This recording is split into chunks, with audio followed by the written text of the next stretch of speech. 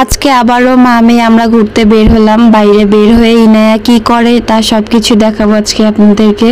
আশা করি সম্পূর্ণ ভিডিওটি দেখবেন।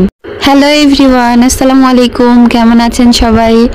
এই তো দেখতে পাচ্ছেন আজকে আমরা মামে বের হয়ে গেলাম ঘুরতে।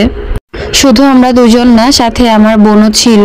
আমাদের ঘুরতে যাওয়া মানে নীলফামারী বড় মাঠ, এছাড়া আরো অনেক জায়গা আছে, কিন্তু আমরা বড় মাঠে অলওয়েজ যাই, তাই এখানে যেতেই কমফোর্টেবল ফিল করি। আমার মেয়েটা ঘুরতে অনেক পছন্দ করে, তাই আমি চেষ্টা করি সপ্তাহে অন্তত একটা দিন ওকে নিয়ে একটু বের হওয়ার জন্য। ইনায়া অটো বা রিক্সায় উঠলে বাতাসটা যখন এসে ওর মুখে লাগে, গায়ে লাগে, তখন সে হাত বের করে দিয়ে করে, মানে ওর মনে হয় খুব ভালো লাগে, তাই ওরকম করে। শুধু তাই না, নিজে নিজে আবার কথাও বলে। খুব ভালো লাগে আমার কাছে, বিষয়টা আমি উপভোগ করি।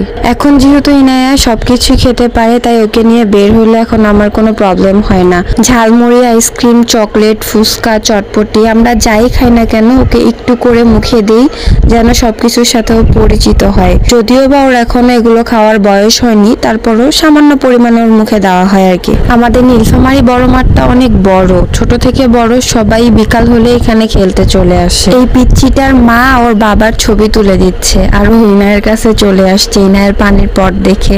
ওর মা বলতেছে পানির পট দেখছে তো, তাই চলে আসছে এখানে।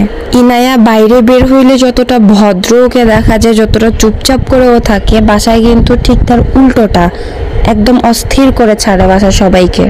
ছোট বাচ্চা একটু দুষ্টুমি করবে, এটাই স্বাভাবিক, কিন্তু বাইরে যদি ওকে কেউ দেখে বলবে মাশাআল্লাহ বাচ্চাটা তো অনেক কিউট আর খুবই শান্তশিষ্ট।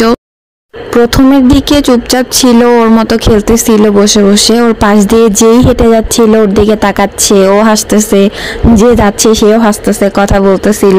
বেশ কিছুক্ষণ চুপচাপ থাকার পরে ওর নাচানাচি শুরু হয়ে গেল।